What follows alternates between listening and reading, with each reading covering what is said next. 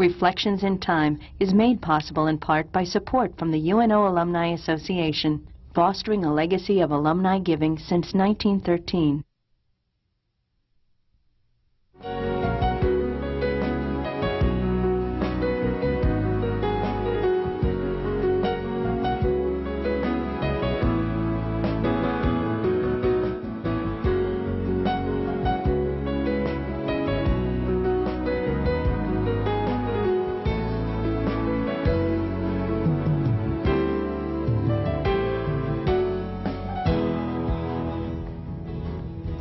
The interview series, Reflections in Time, was begun by the late Professor Paul Borghi more than 20 years ago. This new series continues Paul's work and is dedicated to his memory. This is how Paul began many of the 73 interviews that he recorded. It's often exciting to look at the future of UNO, what it might be like in times to come. Sometimes, though, it's important to stop. Stop and take a look at the past of the university, the people and the happenings that helped make the excitement of future history possible. With this in mind, join me for Reflections in Time. My name's Jack Newton. I'm retired now, but I'm still active as a professor emeritus. I've been on the faculty of UN Omaha since 1960, and I served for 20 years as Dean of the College of Arts and Sciences. I worked closely with Professor Borghi in the development of his original interview series, and I can think of no more fitting tribute to him than to continue this work. We are here in the studios, the campus studios of KYNE on the first day of December in the year 2000. It's a cool afternoon. We had a little snow this morning, but that's tapered off. I have as my guest in the studio Dr. John Shroder. Jack has been a professor of geology for a long time here now. Jack, welcome. We're glad to have you aboard in this series. Glad to be here. Said that you're currently a professor of geology, and you originally hired as an assistant professor, like most of us were, and worked your way up, finally hit the distinction of a full professorship, and many other distinctions along the way, I might add. But before we go into discussion of what you've been doing here at the university, let's talk a little bit about you personally. Tell me a little bit about your roots, your background. I know you're from Vermont, because that's where my wife's from, and we've talked about that from time to time. Could you tell us about that? Proud to be a Vermonter, and I remind a lot of people of that. Although I've lived in Nebraska longer than I lived in Vermont by far, I guess when you grow up in the rocks of Vermont, you kind of consider yourself a Vermonter ever after. But I guess I'm really a Nebraskan now. But I understand that you're really a New Yorker. Is that true? Got me. Yes, and of course, if you admit to a Vermonter that you're born in New York State by accident, that's the worst thing that could happen to anybody from Vermont. So I always concealed that fact. You're not really a native Vermonter. No, because my mother was 9 months pregnant on the border of Vermont and New York and couldn't get to a decent hospital in Vermont. So she rushed over the border to New York State, and I unfortunately got born in the adjoining state. But you had your a good bit of your education in Vermont. Right. I was a child there in a very, very small school, and then I went on to high school, actually a boarding school, in an adjacent town later on in Vermont as well. So I learned how to ski and hunt rocks and things like that. Well, it's a great place for skiing. Very, very nice place to grow up in. When they have snow. I guess now they have snow machines, so that makes it a little easier. Actually, when I came out west for my PhD work in the early 1960s, I ran into really good skiing in Utah, and I never really skied in Vermont again. Now, of course, I have a place in Colorado that I ski in, so I like that too. Yeah, when I was in college, we used to drive up to Vermont all the time, go to Stowe and Big Bromley and places like that. And they were fun. I learned to ski at Big Bromley, Vermont. Yeah. Well, then you started your higher education back in New York, though. You left Vermont. You didn't go to UVM or any place like that. Right. I was a choice of either Dartmouth Geology or Union College Geology in Schenectady, New York, which was, of course, right near where I'd been born, actually. And Union had a better opportunity for me, I thought, So I got a geology degree there. I think I got it in 1961. And then I went to the University of Massachusetts in 61 to 63, master's degree in Amherst, Massachusetts in geology. And then I went to the University of Utah for my PhD in Salt Lake City. I think you and I are probably the only two people on the faculty here who have undergraduate degrees from Union College in upstate New York, Schenectady. Great place.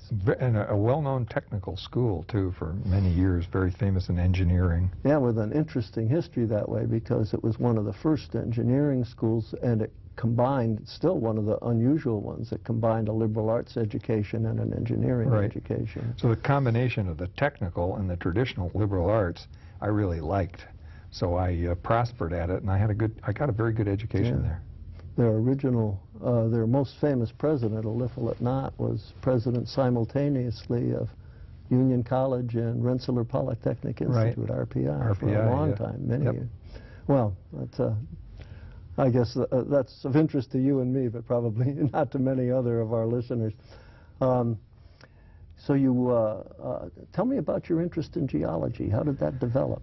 Well, Dad and Mom wanted to see the United States after World War II was over, and we'd sort of quieted down and settled in Vermont, looked like permanently. Dad, everybody, of course, in the 30s and going into the war in the 1940s, didn't have, in the Depression in the 30s, they didn't have any money or any desire to do anything that would be fun. But after World War II was over, Dad and Mom thought a little bit and saved some money up and decided, oh, well, let's go and see the United States a little bit. And my sister was too young, and I fought with my sister all the time anyway. So they took me in an open Ford convertible out west, and I got to see Grand Canyon and Mammoth Cave in Kentucky, Carlsbad Caverns, Yellowstone, and all that. And since I'd already grown up in the rocks of Vermont, and there's plenty of them, when I saw rocks all over the United States and the neat things happening at Yellowstone with active geysers and all this stuff, I got very excited and made rock collections everywhere I could and filled the car full of rocks on the way home, and came back and told my parents. Then I'd gone through my 9th birthday, and so I was 9 years old, and I told my parents I wanted to be a geologist. And I never deviated from that path. I suppose many people don't know what they want to be when they're 9 years old, but for some reason I did. Now, back in those days, right after in the late 40s, we didn't have interstate highways like we had. No, I came through Omaha, Nebraska with my parents on, I think it was Route 30. The Lincoln Highway. The old Lincoln Highway. Yeah. And I remember it as being kind of dangerous because it had curbs that curved up on the sides, and if Dad got a little sleepy, you hit the curb and it throws you back into traffic and stuff like that. But yeah, that was the main highway west for a lot of folks. Yeah, those were exciting times to be traveling in automobiles. A little different times than today. Well, then you finished your bachelor's degree at Union College in geology. Yep. And then you went on and got a master's degree, I think. In geology at University of Massachusetts. And then in 1963, University of Utah, also in geology. The reason that I did that is because with 2 degrees in geology on the East Coast, the professors at the University of Massachusetts said, well, you've had enough of the East Coast geology, you need to go out west. And you probably, knowing I was from Vermont and liked to ski, you probably should go to the University of Colorado or the University of Utah or somewhere like that. Probably not California, because actually the geology in California is very complex. And anyway, they advised me to go into the Rocky Mountains. And for me, that was great. So I was introduced to a whole new kind of geology.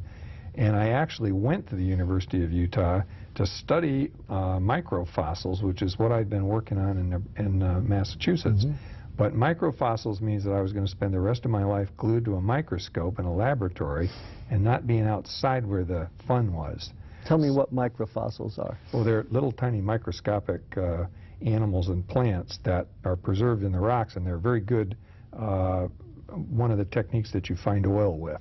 And in those days, becoming a petroleum geologist was a normal kind of thing to do, a petroleum geologist. So I went to study with the top guy who did that, who was at the University of Utah.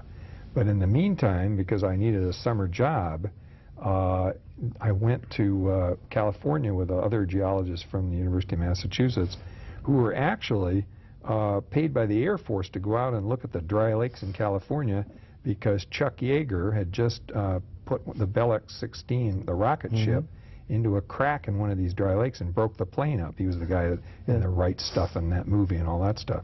So we got money to do that, and I was so excited to be doing actually what's geomorphology rather than micropaleontology that when I got to the University of Utah, I decided that I wanted to do something different. And so the professors there said, well, you can either work on snow avalanches, because I thought that'd be a great idea, I can ski and do research, or you could work on landslides. And the reason that I became a landslide specialist and then later a glacier specialist was because I couldn't read all the German and Russian literature on the snow avalanches, but I could do this other stuff with more English at that time and learn German later. So that's why I went into that particular, especially outside, up in the mountains and having fun like that. Now that must have been a great adventure besides being a good education. Oh, it was definitely a great adventure. Yeah, that's when I started working in the Rocky Mountains and got my love of high places. Well, we know now why you picked the colleges and universities that you did. We know how your interest in geology developed. How about your interest in becoming an academic, your interest in teaching? Well, in 1967, when I got my PhD, I had an option of going to Vietnam, which I didn't like a whole lot. But I also was looking for just a regular petroleum geology job or maybe working for the U.S. Geological Survey. So I was sort of uncertain about my future. I didn't know whether I was going to be in a war or not. And I didn't know what kind of work I could get. And at that time, 1967, there weren't very many jobs available in geology. You had to be a really top school to get one. So I thought, well, I'll cover my bets and I'll apply for the Peace Corps also. And I'll also try and see if there aren't any other ways to get overseas and see a little bit of the world. Because I sort of got a taste for travel early on, the trip with my parents and then going to the University of Utah, which to me was a very long way away from Vermont, the home. So I thought, well, let's try the Middle East and Africa. Those look kind of interesting places. I thought maybe I could work over there. And to make a long story short, the Peace Corps took so long to get the paperwork done and they were so bureaucratic that I already had 2 job offers from the Middle East and Africa. And the African job said that it was a brand new country, Malawi, in East Africa. They were looking for academics to come over there and start a new university. And they would put a check in the mail for sending all my stuff, my plane tickets, and sending all my books, which was a lot of books. So a $1,000 check arrived in the mail, and I thought, how can I refuse? So I went off to Africa in 1967 to a very exciting experience, to say the least. So I presume that in your graduate education you had the usual teaching assistantships and this sort of thing. Yes. Yep. But this was your first full-time Right, this was a full-time teaching job, yep. And it was actually to start, there was a geography program that the British had started some time back, and they wanted a geologist to start teaching geology courses from within a geography program. So I went to Malawi, and I spent 2 years there, and I'd probably still be there, but unfortunately I got malaria. So I decided maybe I needed to get out of Africa to stay alive. So in 1969, I kind of broadcast, spread a lot of letters into the United States. Was anybody interested in me now? 2 years later. I didn't say it like that, but the idea was I just had 2 years of experience in a kind of a wild East African country, and maybe I could get employment as a college professor. And lo and behold, I got a number of job offers all over the United States, including the second highest pay was at the University of Nebraska at Omaha. And they were going to make me a assistant professor, and I'd been an instructor before, so I was going to get a raise in grade. And the second highest pay, the highest pay was in California in Los Angeles, but I really didn't want to live in Los Angeles Basin. So second highest money, that sounded good, and it actually wasn't very much money. It was $10,000, but in those days that was all right. So I came to the University of Nebraska at Omaha. Before we leave Africa, what was it like in Malawi? Well, it was enormously exciting. It was a brand new country. It had just received its independence 2 years earlier, Everybody was idealistic. All the Malawians were thinking about what a great future they had. It's a beautiful country. It didn't have the disease as much as it does now. It didn't have the population that it has now. And it was trying to become what it called the Switzerland of Africa because of all the mountains around. And it was just a beautiful, beautiful country. They didn't have the big game farms that Kenya has and that South Africa has, but they had some game farms, and they were very, very optimistic of their future. Mm-hmm. And the university was extremely optimistic. It was a consortium of mainly British professors and American professors with a sprinkling of a lot of other ethnic groups from all over the world that came there in those sort of 60s idealistic times to build a new university system for this emerging country. Unfortunately, and we tried to maintain that, by the way, after I left there and came here, we tried to have a relationship with them in the 70s, but unfortunately politics inside that country got very unpleasant, and a lot of the people that were trained overseas, the well-educated Africans that were in the university, many of them were purged and put in prison, and some were even executed. And so the excitement of working with that country went away from me, and I kind of left it behind and thought other thoughts and stayed here in Nebraska. So what was once a very optimistic venture didn't come out that in the end, although now things have turned around again over there, and they're trying to recover from actually 20 or 30 years of very bad rule by people who were mainly in it for their own pocketbooks and Swiss bank accounts and not the people of Malawi. Yeah. Well, then you came to Omaha. 1969 into Omaha, right off the plane from Africa. It must have been a little different. Certainly not like Malawi. Well, my first place that I stayed was in the old Prom Townhouse, which blew away in the tornado in 1975 down here at 72nd and Dodge. Then, and I came up here to UNO, and I was a very young, naive professor, and I asked where my office was, and I was taken by the departmental secretary and given a chair and a table in the hall with no lock on the door on the second floor of the engineering building, this building that we're doing this interview in. And I said, well, don't I get a door? And she said, well, later. And so, yeah, about a couple months later, I actually did get a door on an office. But at that time, UNO was expanding so much. I think it had just We'd just become part of the state system a year or so before, right? Yep. And that's in fact why I'd been given a fairly good salary, I reckon, because they had a lot of new positions and they had state money, and the salary was pretty good comparatively across the United States. Yeah, I was a department chairman back then, and I had that experience of being told go out and recruit some people because we have a 28% increase in the student population, and we need instructors, and I was able to start people off at a very reasonable competitive salary. My salary was I'm remembering back now, it was $10,800, and the California salary was $11,200. Not very different. And I go, wow. I mean, it's a lot. It costs a lot more to live in California. So relatively speaking, the $10,800 to come to UNO was a lot of money. And in Africa, I think my salary was in between $3,000 and $4,000 for a year. So, hey, that was a lot of money. I loved it. Well, you mentioned that we just switched over and become part of the state universities just shortly before you got here, and that we were expanding quite rapidly. If I remember, weren't you about the first geologist that was on the faculty? Right. In fact, when I wrote my letter to all the different universities in the United States to try and get from Africa back to the United States, I explained that I had been hired in Africa to start a geology program, and I had succeeded in doing that.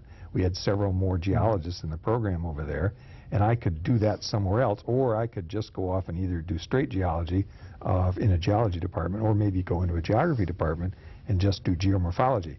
Well, University of Nebraska at Omaha said, oh, we'd like to start a geology program here.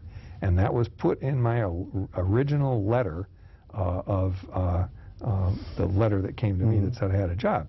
So I, of course, used that in subsequent years when we had less budget. I wave that around and say, when are we starting the geology program here at UNO? And of course that took quite a bit longer. It was a while before we got a major. Right. I was part of that. I remember that very well. Very well, yes. That's a long story that we'll probably get into. Yeah, maybe we can talk about that. Yeah, so I came here to develop geology, and I was happy to do that. I thought it was a great opportunity. Well, what, you were part of the geography department then, but you were a geologist working in the geography department. They had, I think, just gotten permission, because physics taught geology and maybe some other departments too. They had just gotten permission to change their name to the Department of Geography and Geology.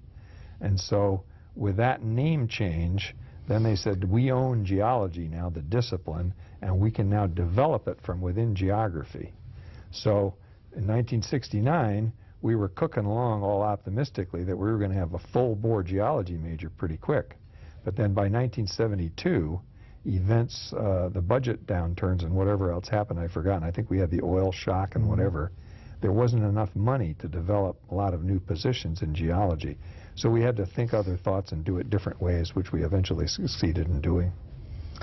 And those, trying to remember, the department chairman when you first came here was Dr. Shills. Gordon Shills, yes. Yeah. And he, by the way, one of the reasons that he wanted me to come from Africa was he'd done a lot of his work in Ethiopia. Right, I remember that. And he was intrigued with the fact that here was a guy who had also had African experience. And then he later went to Afghanistan, where you had some adventures too that we'll talk about in a little while. Yes. Yep. I remember Gordon and I were on a committee together. I think maybe it was what's now the Executive Graduate Council or something, but I know we traveled back and forth to Lincoln together a good deal. And I remember when he first hired you, he was so excited, I'm going to get a geologist. Yes. And then he said you had a background at Union College, and then I knew he knew his stuff, and he was hiring a Union graduate. But those days were fun. Well, and I might also add, vis-a-vis the problems that UNO and Lincoln have had, the University of Nebraska and Lincoln have had in subsequent years. In the early 1970s, although some Lincoln faculty looked upon UNO with some distaste because we were taking budget that they thought they should have, actually Lincoln, once they got to know me, which was very soon in the early 1970s, a lot of folks down there mentored me in the geology department and the geography department. They mentored me because they knew I was interested in research. And so I had a lot of connections at Lincoln, adjunct faculty status from early days, and a lot of help and collaboration, and graduate students even at Lincoln in the early days in the 1970s. Later on, other things happened and some of that went away, but in the early days, the association between Omaha and Lincoln was very good, mutually beneficial, and it would be nice if that would happen again in the future sometime. In fact, I remember you telling me once that there was a little blur in your mind between Lincoln and Omaha. Oh, that's a story that I don't like to tell too much, but I will tell it. Coming from Africa, I had malaria, and I hadn't gotten rid of it. I'm going to blame it on malaria, other than ignorance. I got to Omaha, and I, of course, had to get established and get a place to live and get my new classes going. And I remember, and I also didn't have an office, and I remember thinking, this place is a little small. And I had been told in Africa that the University of Nebraska was a very important university. It had all this extension service, extension education, which had been developed for teaching in the farm communities all across Nebraska. And that system was also available to universities in Africa and was being used at the University of Malawi to educate in the outer villages in Malawi. So they said, so the University of Nebraska must be a great place. And I said, well, I'd driven through Omaha a few times, and it was a reasonable city. So, okay, University of Nebraska at Omaha, never made the connection that the big university that had done all this extension stuff was at Lincoln. Got here in the fall of '69, and I remember thinking, geez, this place is a little small, but I thought, well, the PhD part of this outfit is probably in another part of the campus, and I haven't run across it. And I remember in about October or November, I said, where's the PhD program? And they said, to what? And I said, well, where's the PhD geology and the PhD geography? And they said, that's down at Lincoln. And I said, what? I think I've made a mistake. So anyway, I had made a mistake. I wasn't at Lincoln. I wasn't on the big campus. But I liked it, and I guess UNO liked me, so I ended up staying here ever since, more or less staying here. Well, I noticed one of the titles that you have on your resume is Adjunct Professor at UNL, University of Nebraska-Lincoln. When we were communicating a lot more than we are now, they asked me and some other folks to be an adjunct professor. And I was an adjunct professor in geology and in geography. But this was done under regimes that are not there now, and I don't know whether those, I probably ought to take it off my vita because nobody's said anything lately. The last PhD student I had at Lincoln was about 5 years ago, I think. Was that very common for an Omaha faculty member to have an adjunct title at UNL? Well, I think some faculty, maybe in the departments like yours in psychology, where you have a joint graduate program. Not very common where you don't have joint graduate facilities. But I've had several students who wanted expertise that I had that nobody at Lincoln had. So Lincoln would come and ask me, will you be on a PhD thesis committee? And I've done that in several cases. Mostly guys who like to go into the mountains and do landslides and glaciers and things like that. So practically speaking, what that title means is that you would work with graduate students and research and so on. Yep. Yeah, I've got one graduate student who's now the graduate dean down at Texas A&M, who I worked on his doctorate. Another one who's gone to University of California in Sacramento, I think, and another one who's teaching in Australia, and several others. And one is at the University of New Orleans now. He just finished a few years ago. You mentioned earlier your interest in traveling. You were able to do that, I noticed, again from looking at your resume, by a number of visiting professorships in different parts of the world, mainly in Asia, I guess. Right. Actually, what happened when I was in Africa, in 1968, I went to India as a representative of the Malawi government to India. I think they thought I was going to be a different person than Shroder turned out to be. They thought I was an African. And so they put me in a big hotel. The hotel that I got before was not a very good hotel. Anyway, that's another story. But I went up to India to represent Malawi, and I did not talk to, but we crossed paths with Criss Jung, who came here at the same year in 1969 that I did. Criss and I had both been in India together, and he'd worked in Afghanistan, and I, of course, had worked in Africa. And he was an assistant professor of geography. Of geography, right. So in the same department you were in. And I had done several studies in Malawi for the Atlas of Malawi, which was an atlas that the British had cooked up, which was going to put the country in map form and text form for education in the universities and in the high schools. So Criss saw this. This was one of my first publications. And he said, could we do this for Afghanistan? And I said, sure. Now, he hadn't finished his PhD yet. And he was a little hesitant about what he should do to get grant money to do an Atlas of Afghanistan. And I said, well, hey, we can use my vita and your expertise on Afghanistan and what we knew about our work together, although we didn't know each other, in India at the International Geographical Union Congress. So we wrote a grant, and with Gordon Shills, by the way, the chairman of the department, which we were funded on, and I think it was maybe $8,000 to begin an Atlas of Afghanistan, because Criss recognized that Afghanistan had been a pivotal country in a lot of history into the 19th century, and actually before that. And that, of course, he had no way of knowing that it was going to become a major pivotal country in the Cold War, which was, of course, underway at that time. But his dad had worked there and knew it was an important place, too. So Criss and I and Gordon Shills got this grant, and we started trying to map Afghanistan and put together a collection of maps on the country.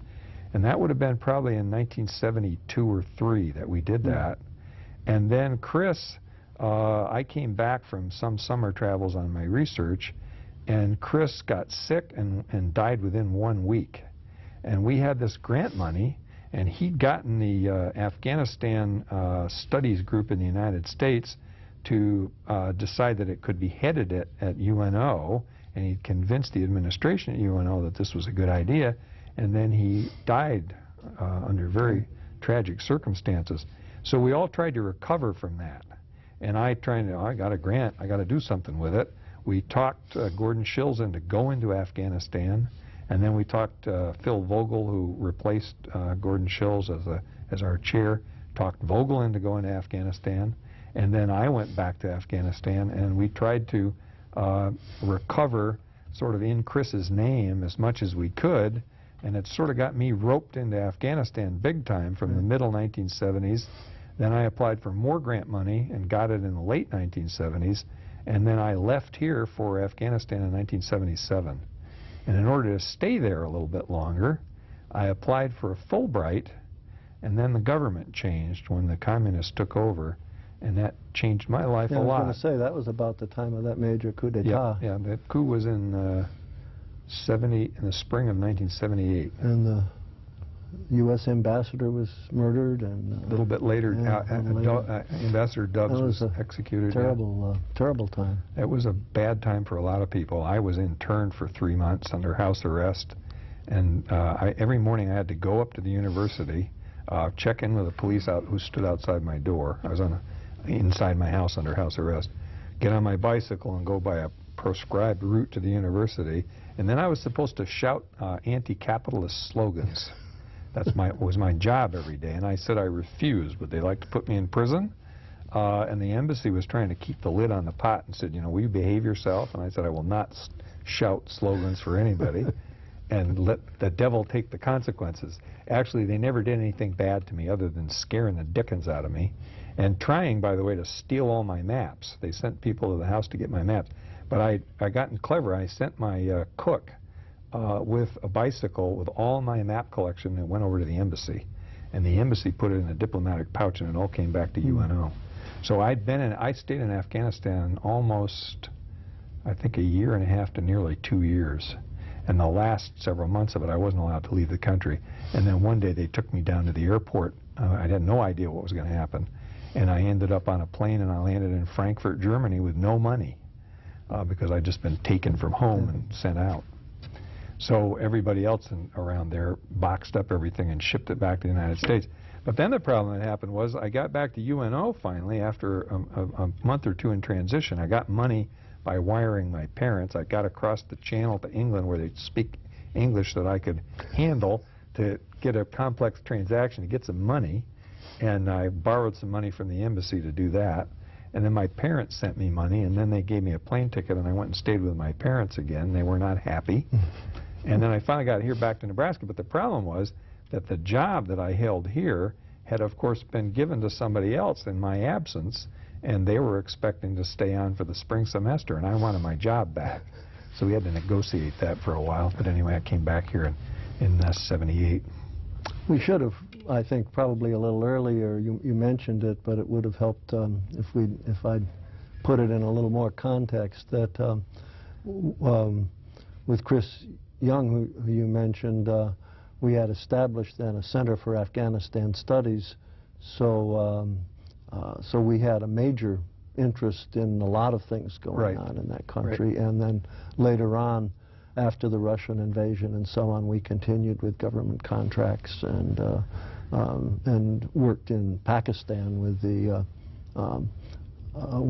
cross-border educational program. Well, I went quickly through 2 different trips to Afghanistan. I think the first one I did was in '72 and '73, and that was on that grant. And we, at the University of Nebraska-Omaha, decided that it wanted to do Afghanistan. They wanted to have a study center, etc. We needed somebody to replace Criss. So I think there were 5 of us. I was only one of 4 other folks, a couple of administrators, Dick Lane, and a couple of other folks. We went to Afghanistan in the early '70s and found Tom Gutierrez, who was running the Fulbright office, and convinced Tom to come to Nebraska. He actually didn't want to come here. And so then some of the folks over in the embassy told Tom that he ought to come here because University of Nebraska seemed to be fairly sincere about studying a country a long way away from the rest of the world, seemingly. And so in the early 1970s I was there, and then I came back and got more grant money and went back there in the late '70s. And Tom, of course, was back here holding down the fort for Afghanistan studies at UNO. And then when the Russians invaded in '79, after my little internship, then things got really sticky. But meanwhile, I had already developed a considerable expertise. I've been working all through the 1970s on this atlas of Afghanistan, and I didn't know what to do, because when your career gets stopped by politics, I couldn't do any research anymore on this part of the world that I was now beginning to understand pretty well.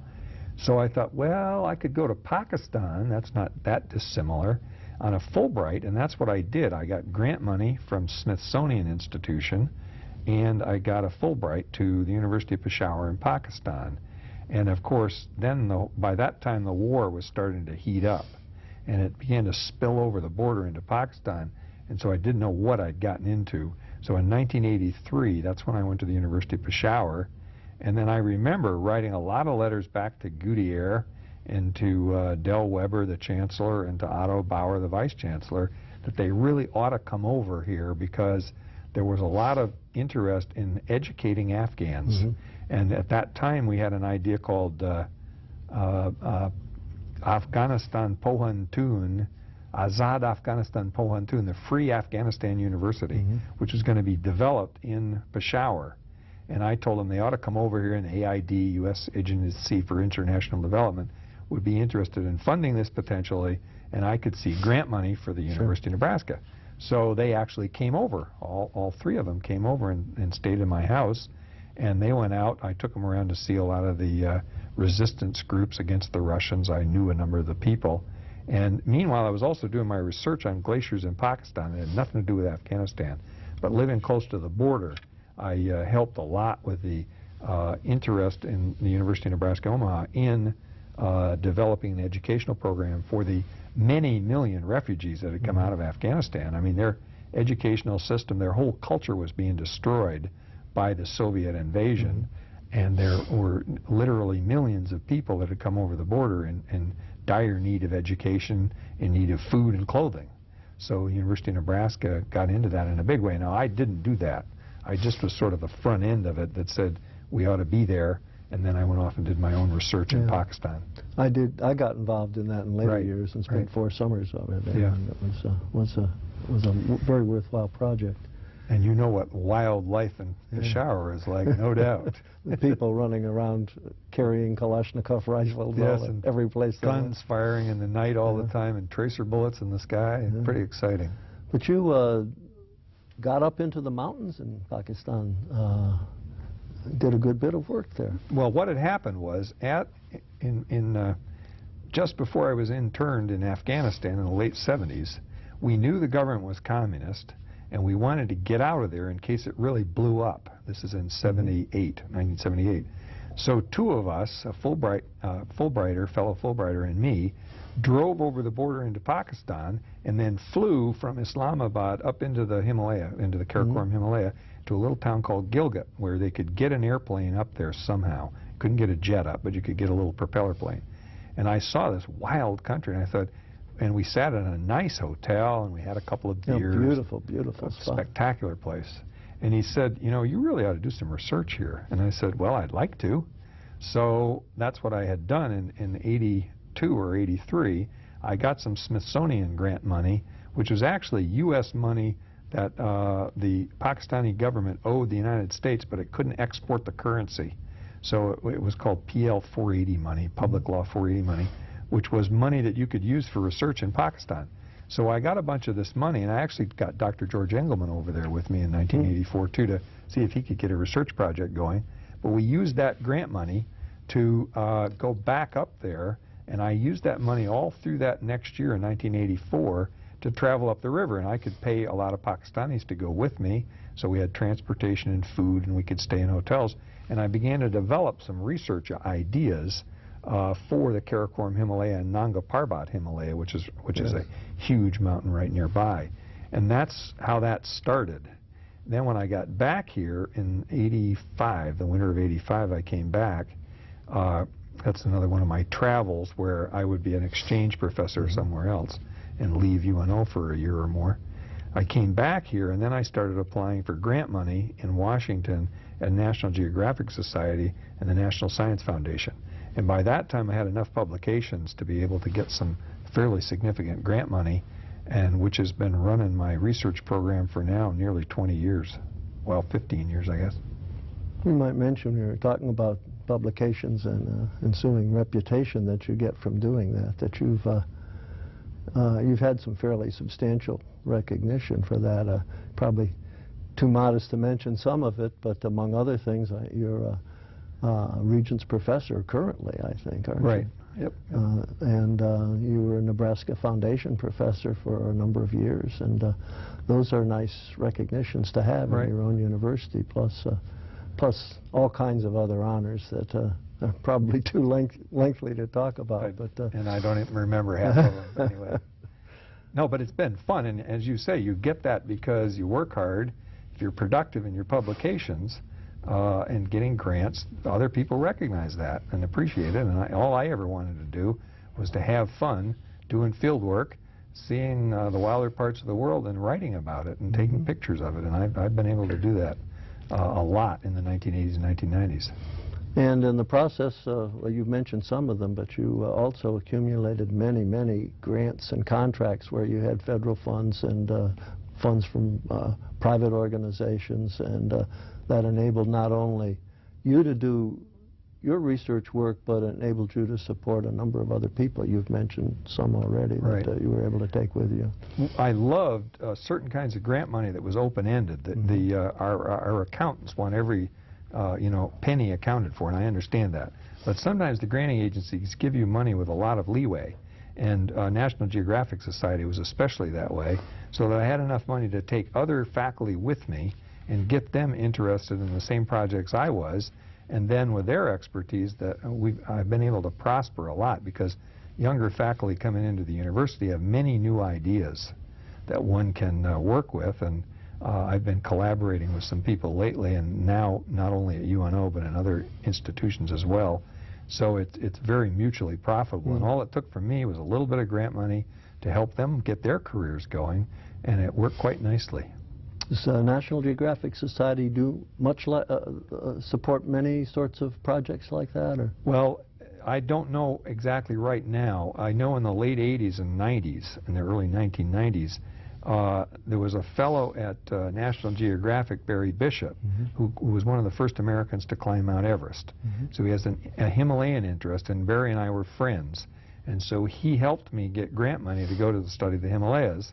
Barry was killed tragically in an automobile accident in the mid-90s, totally he slipped on some ice in Idaho up near his home, went off and killed himself.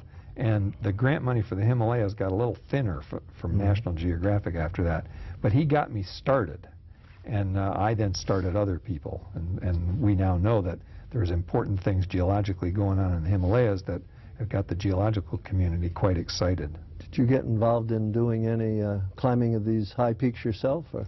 Well, I did more climbing than I wanted to, and got myself into a lot of trouble several times because I don't have much sense sometimes. But I don't have any fear of heights. And if you're not a technical mountain climber and you get into that terrain, you can make a lot of mistakes. And I made my share.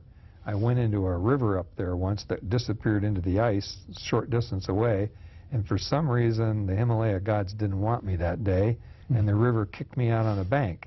But that really scared me. I went back to camp and stayed there a couple of days, wondering whether I'd made a mistake in my life or not. But yeah, it's dangerous, but it isn't. I have never lost a student, although we came close once. We had to get a student taken out by porters who was very close to death, but he came back to life again, and we managed to salvage that time too. So the Himalayas are justifiably a scary place to work, and because of that fact, they have not had a lot of research, of course. So to me, that was terra incognita. I could really have fun with that and learn a lot of stuff, and we've done that. I noticed one of the entries in your resume said that you're a National Fellow of the Explorers Club. That sounds like something out of Indiana Jones. Well, it's 19th century sort of egotistic stuff for people that want to be explorers. And they have a big dinner in New York City at the Waldorf Astoria every year, and we sort of call it eating endangered species. That's a joke because they really don't.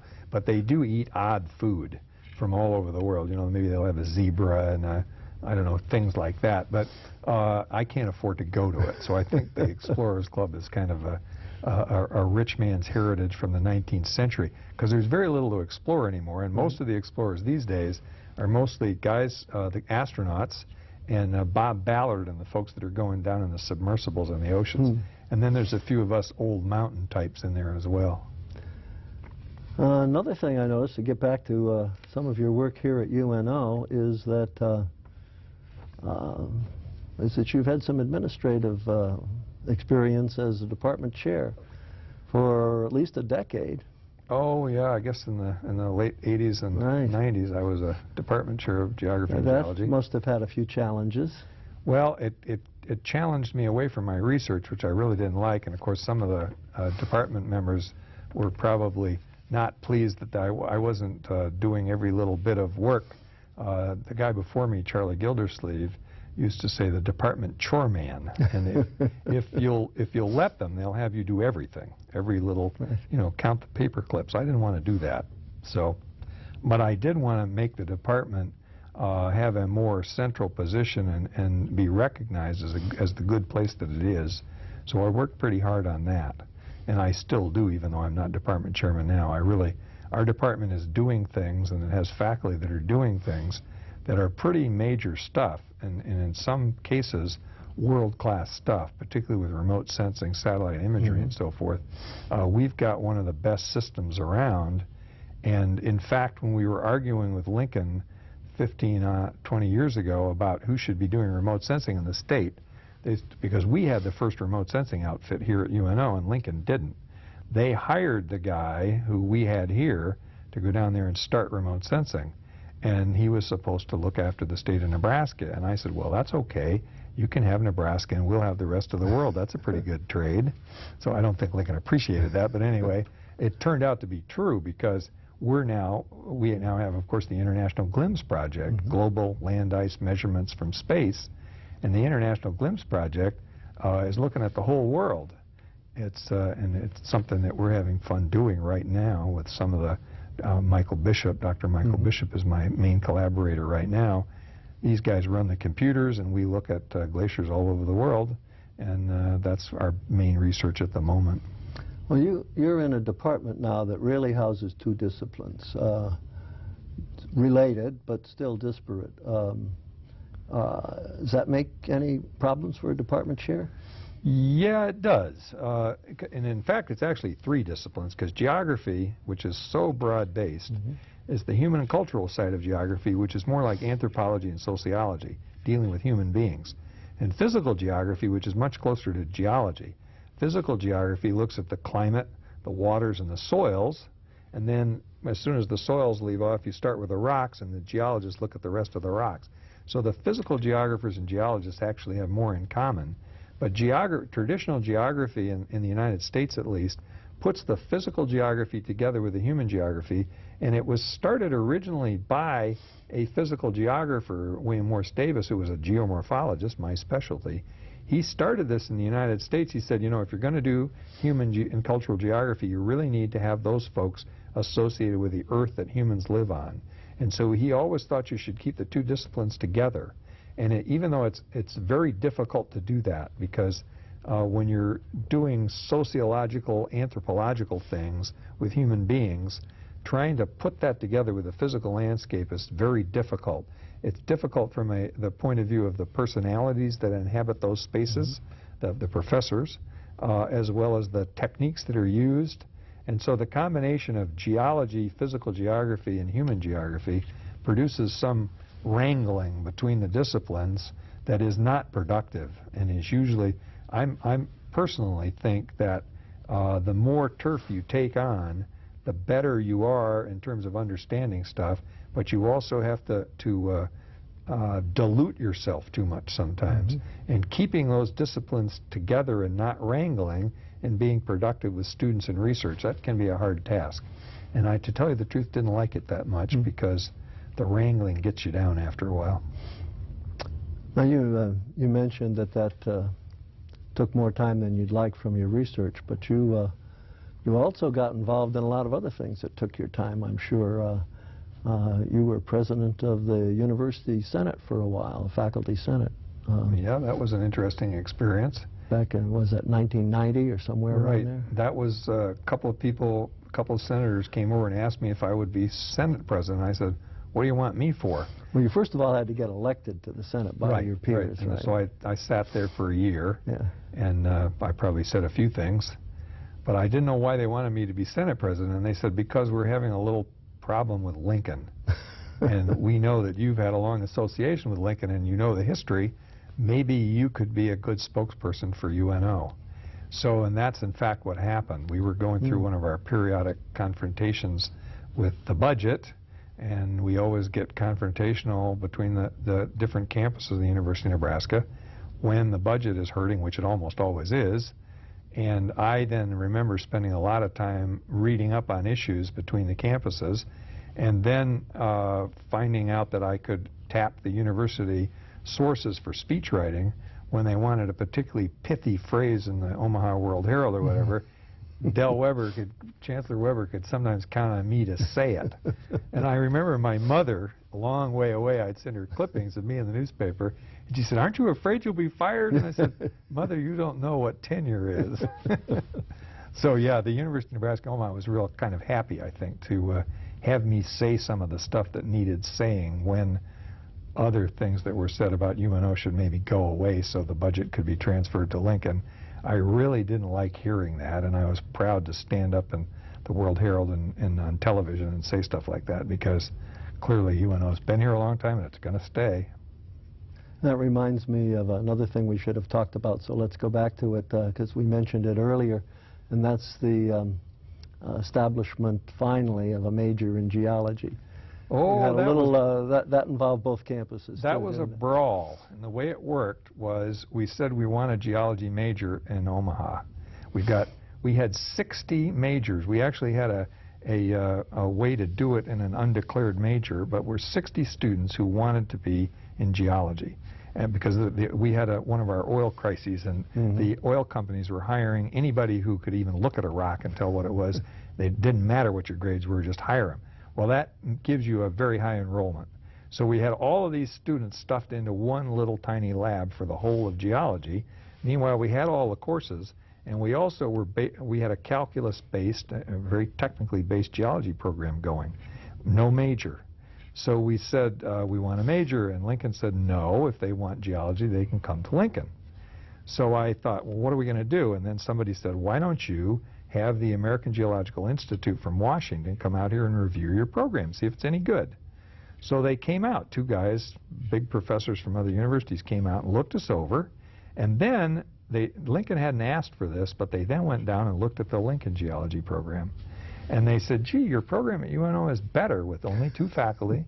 It's better than the one at Lincoln, who's spending most of its time working with its PhD and master's degree students and not paying attention to the undergraduates. And I said, aha, told you so. And so at that point, Lincoln didn't have much to say. They were extremely angry with me for doing this, and very angry that the AGI had sent those guys to review their program too, because they hadn't asked for it. Needless to say, this went to the legislature, to the unicameral, who all of a sudden threw a bunch of money at our program and said, you can have a major, and the Nebraska system said, okay, you can have a major, and we got a nicely expanded budget that I hadn't even asked for, including another faculty member. Had not asked for it. And so, and then the Department of Geography turned one of its geography positions into a geology position, and so then we had 4 geology positions, and then we had a major, and that's in the early 80s, I think. And I was very happy and very surprised at the outcome and at the amount of animosity that had erupted at Lincoln as a result of this.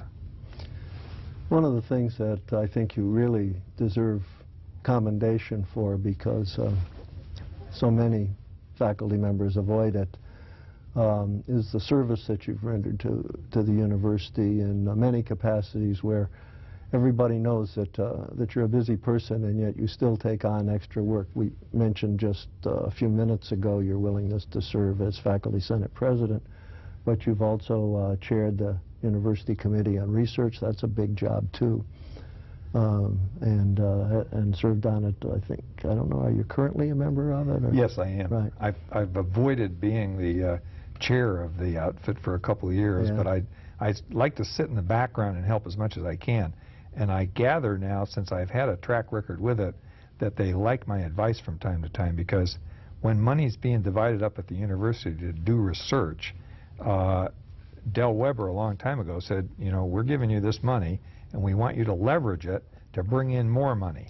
Well, a lot of faculty don't like the leveraging part. They just want to be given some money to do their work happily away and publish whatever they're doing. As you mentioned that the committee has a budget, has some funds that they can then distribute among faculty members who have worthy research projects. Right. So we try to steer that toward people who have a potential for bringing in external money from many other agencies. All you have to do is apply, because there are a lot of agencies out there that will give you money to do work as long as you're productive in publishing.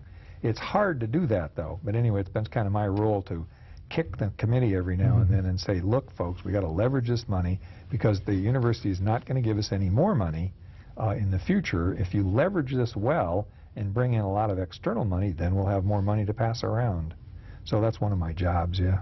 And you were also willing, some years ago when I was dean, to serve on the dean's advisory committee, which was very helpful in making recommendations concerning promotion and tenure and things of that sort. Well, those are very time-consuming things. My feeling about service is that you should do it, and you shouldn't expect anything for it.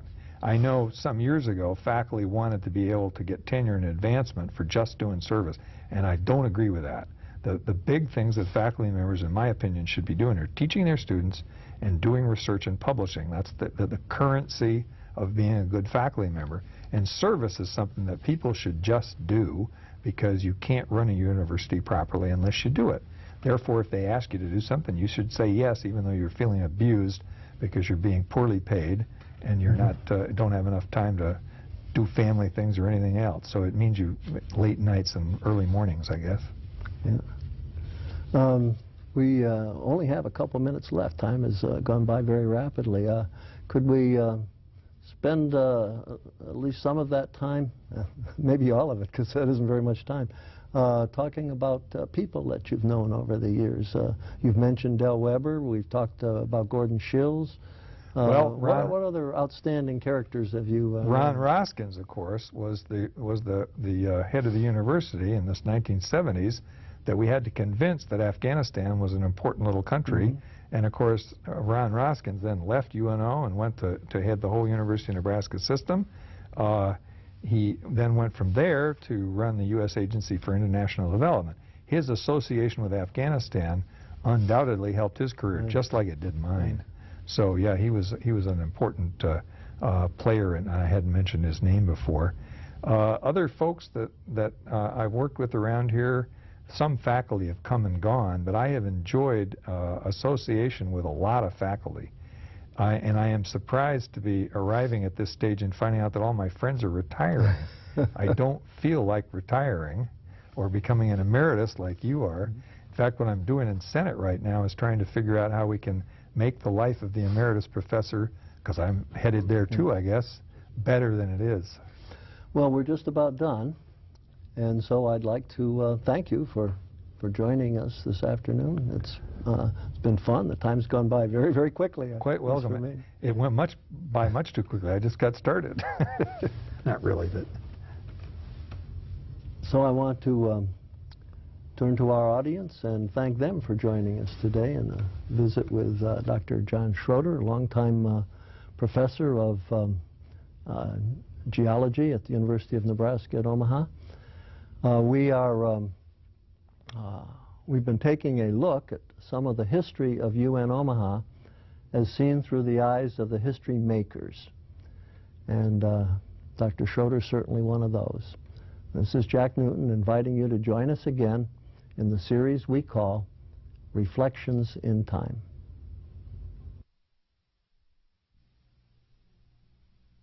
Reflections in Time is made possible in part by support from the UNO Alumni Association, fostering a legacy of alumni giving since 1913.